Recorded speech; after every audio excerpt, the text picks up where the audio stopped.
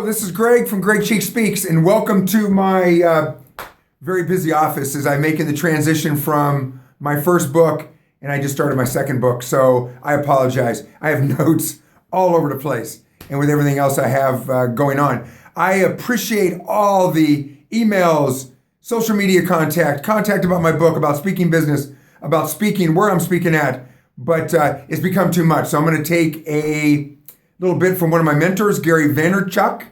And if you haven't seen Gary and you're an entrepreneur, you've got to get linked up on Gary Vaynerchuk and check him out. Incredible. But I'm going to go and start just doing blogs. And I'm going to blog about things, everything from my book, The 3 Points of Contact, to speaking engagements, where I'm speaking at, where I'm at currently, and just give a little bit of insight about my life. A lot of people asking questions about how I got so many speaking engagements, how I wrote my book, how I took the step from where I was at back in Kansas City to here in Germany and living here, or running marathons, whatever. So we're just going to do these blogs. We're going to go for it. So we're just going to call it Greg Cheek Speaks blog. This will be number 1 for my vlog, and we're going to roll with it. So it's a beautiful day outside here in Germany where I live. So I'm going to take you outside my house. We'll talk about chapter 9. So we're going to jump ahead a little bit. Chapter 9 is hands down, I'm alive because of travel. So it's a really cool chapter about travel. And I think what's interesting, I start the quote from the Prophet Muhammad, who says, "Don't tell me how educated you are, tell me how much you traveled." And I love that because travel's been so important to me all my life. So we'll talk about that when we go outside. Let's go ahead. Come on, let's do this. Hey, when I do this, the vlog here, what I'm going to do is it's going to be I'm not going to do fancy with a bunch of cuts and everything else. We're just going to rip it. I'm going to load it up onto YouTube and we're going to send it out. The only thing I ask, if you like it, because I haven't asked anybody for sorry, it's a little bit dark there as we get ready to head outside, but I haven't asked anybody for subscriptions.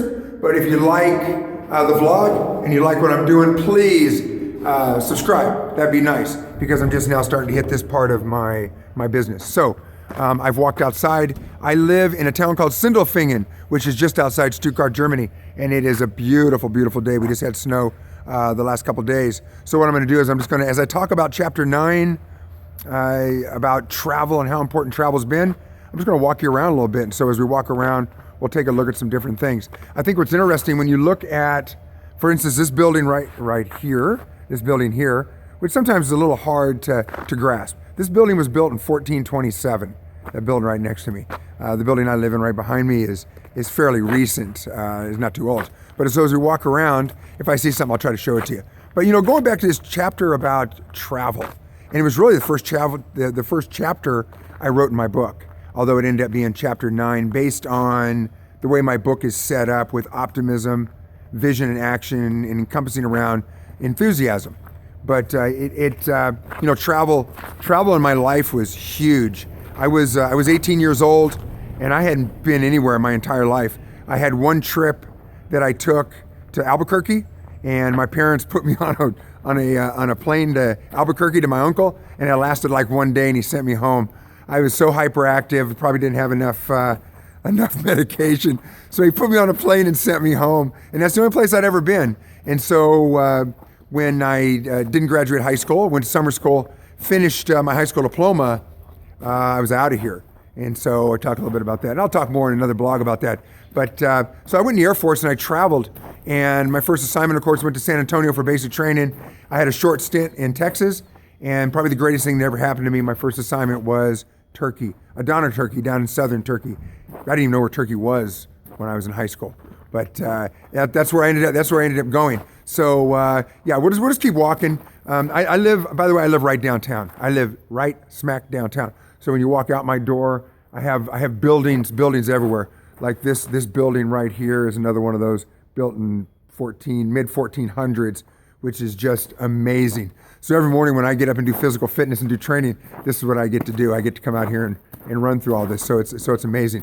So I went to Turkey, and what it did, it just changed my entire life on the way that I looked at life in general. I just realized how lucky I was and how everything for me when I was going to high school and just kind of took everything for granted, I didn't realize how fortunate I was, because then I went to a country where people that were smarter than me, 10, 100,000 times smarter than me, but were never going to have the opportunity to do the things that I had to do. So at that point, all I wanted to do was go back. I wanted to go back home and go to college more than anything else in my life. I grew up in Sacramento, California, and so community college we had 4 of them in where I lived at, in my near vicinity. So I never thought about going to State College University. I thought about going to community college, and that was my goal. My goal was finishing my time in the Air Force. I'm going to go to college, and I'm going to do this. But this travel, going to Germany and Italy, and I traveled all over Europe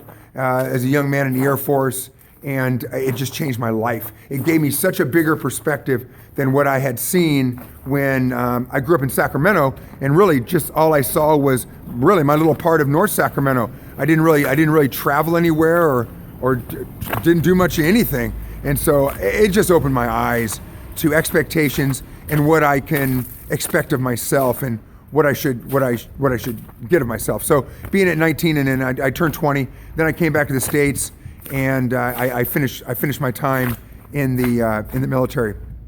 I have, there's certain sections in this chapter about travel and how it's broken up a little bit, and I have 5 kind of specific sections. I have one called One Day Island. I have another that talks about Aufgates, which is, I'll talk about that in a minute. I'll talk about my mentor, and then a couple of the small ones about passport and other stuff. So let me go ahead and get into about One Day Island. And, I was going through chemo and radiation, and when I go through cancer treatment every day, I would, go into the lobby. And as I sat in the lobby waiting for my daily radiation treatment, I would hear stories from people that were sitting on One Day Island. They were on One Day Island. And that means, unfortunately, they were at the end of One Day Island. So they kept talking about all their life, about what I'm going to do. I'm going to do this. I'm going to travel here. I'm going to do this. But now you're at a point where now you're going through cancer. You're going through some type of situation in your life where maybe it's too late, or maybe it's just not going to happen. And that's probably the worst place to be. You don't want to be in a situation in your life where I wish I would have, could have, should have done something when you have the opportunity to do it. And the opportunity to travel will absolutely just change your life. It just changes your life. That's why this chapter is so important to me.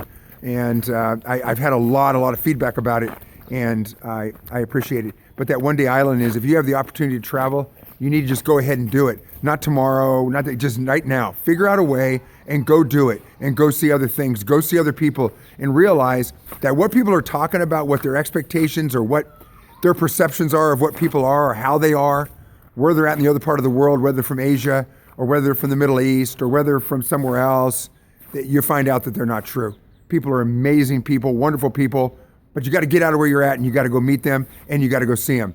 I think some of the nicest people I've ever met in my life are from the Middle East. Incredible people, wonderful people, whether they're from Iran or Turkey or Pakistan or whatever. And I lived in Korea, and I've lived all over the world. And so I just meet amazing people everywhere. And what it does, it just fills me with so much goodness in my life and the way I feel about life, that it just gets stronger and stronger. So I go back a little bit when I got diagnosed with cancer. So I'm laying in the bed. The doctor gave me the news that I was stage 3.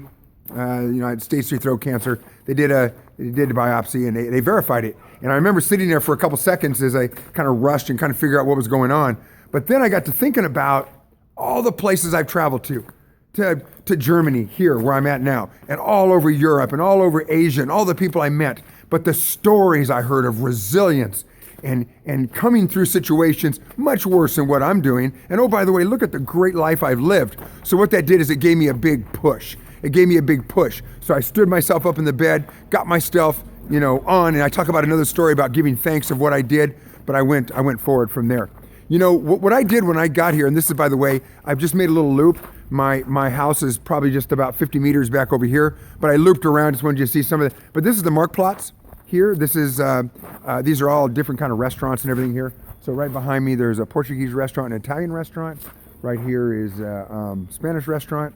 And then I have a German one, another German one here. I have everything right here. So it's amazing. And I've had such a wonderful time since I've been here. But, so when I got diagnosed and I went with my life, I got to the 1 year mark. And I got to the 1 year mark and decided to myself, you know what? I'm just kind of sitting in this one place in this one job. I need to go live again. And I'm just going to sit here and wait for my year 2, year 3, year 4, year 5 checkups. It's time to live. It's time to live. I already felt like I had cancer on the run and I was moving. So I said, it's time to live. So what I did was I picked it up. You know, it's amazing. Steve Harvey just had this amazing video that he just put out about jump and the importance of jumping and going after your dreams and living for your dreams and doing those types of things.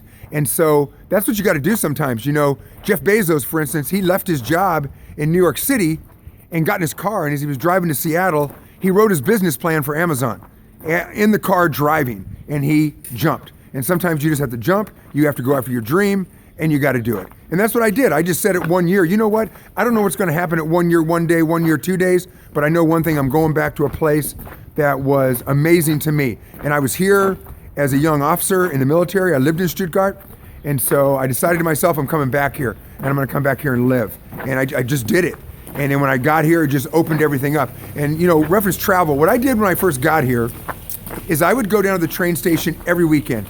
And I would go to the main train station, which from here I can get to and in a later vlog, I'll take you there, but I can get on the train and in 20 minutes I'm at the main train station. From there, I'd go down there and I'd say, where do I want to go today? All right. And so I would decide, I want to go to Paris, I want to go to London, I want to go to Rome, Austria, Vienna, wherever I want to go. I could be there in a matter of hours. And so I did that. I get on the train, just travel, get on the train and travel. And the more I lived and the more I lived and the more I lived and the stronger I got, I could literally feel if there were any cancer cells left in my body, I could feel them also running and being sent out and gone out of here. But you know, it was the other thing about living. So by doing that, what it did was it opened up so many other opportunities for me to open my mind to do other things. Not just my daily opportunity, but to think about writing my book and starting my business and all those things. When I sat there and I was diagnosed with cancer and I said, I wish I did those things. Now I've done them. My book is out, starting a second book. Speaking business is out. I'm speaking really all over the world. I've had speaking engagements, almost everybody, everywhere in the world. The only place I haven't been is India, and I'll be there in a couple months. So it has been amazing, and it's all circled around travel. When I talk about success and where success comes from, and a lot of people want to ask about that, there's a lot of things and indicators that were tied into that, and it was yoga, meditation, silence, eating right, focus, goal setting, all kinds of things. But when it all goes back to the start, it was travel. And that was the beginning. So since we're in Germany and on this beautiful afternoon, and it's, by the way, Martin Luther King Day. And so that's why I'm walking around in the afternoon here. It's Martin Luther King back in the States, but it's an important day really all over the world because of the great things that Martin Luther King has done and those that have followed. But I have a section of my part of my chapter 9 on travel where I talk about Alf Gates. And the interesting thing about that is I always said I was going to run a marathon. And it's just one of those things I talked about. But it's like all the other goals that I said I was going to do and now that I've done is that I